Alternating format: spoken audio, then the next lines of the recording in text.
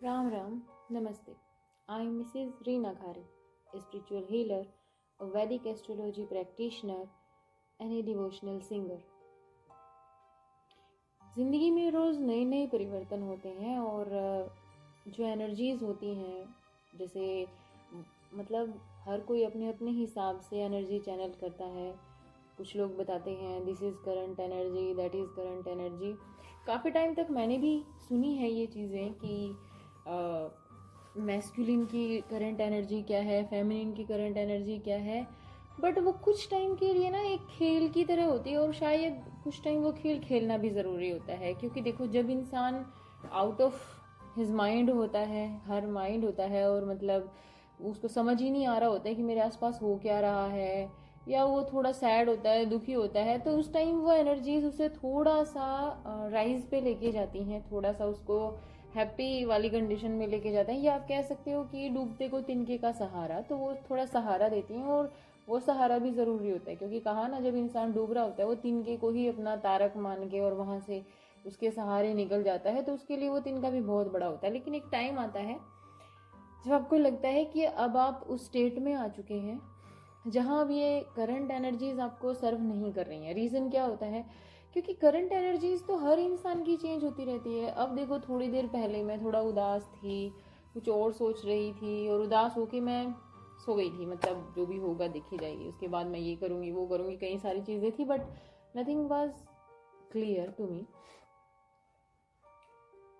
थोड़ी देर बाद ही मैं ये सोच के सोई थी कि मैं ये नहीं करूँगी, बट उठते ही सबसे पहले मन किया कि मैं वही करूँ। तो एनर्जीज़ का कुछ खास नहीं होता है कि आप एनर्जीज़, हाँ, बट कुछ समय के लिए ये ठीक होती हैं।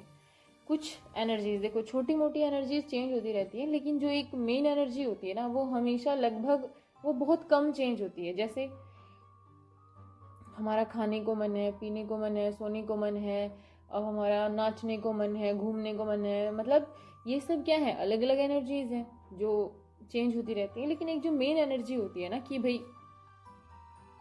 मुझे इस रास्ते पर आगे चलना है और मुझे अब दूसरों के बनाए हुए डिसीजंस को ही फॉलो करते रहना है, या किसको कितनी इम्पोर्टेंस देनी है, या मुझे अपने डिसीजंस कितने बोल्डली और फर्मली लेने हैं, ये एक मेन एनर्जी होती है। और ये एनर्जी धीरे धीरे अगर आप फिक्स कर लेते हो ना कि अब मुझे अपनी लाइफ को पॉजिटिव वे में आगे बढ़ाना है, और जो लोग उस पॉजिटिव वे को आगे बढ़ाने के लिए मेरी हेल्प कर रहे हैं, ओनली दे आर वेलकम्ड।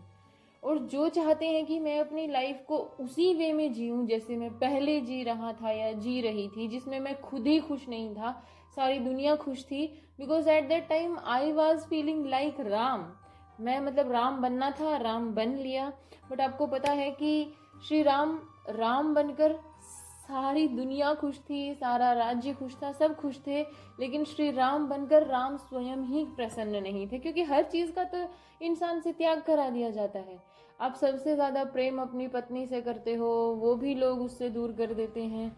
आपके बच्चों से आपको प्रेम होता है, वो भी आपसे दूर कर दिया जाता है।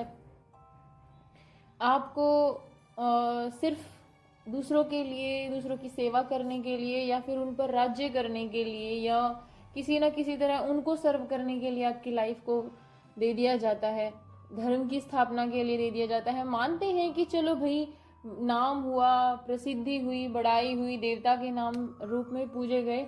बट आपको पता है कि देवता बनना इतना आसान नहीं होता। देवता बनना, सच कहूँ, इतना क्या आसान होता ही नहीं है। देवता बनने के लिए बहुत सारे त्याग करने पड़ते हैं, बहुत सारे दुख सहने पड़ते हैं।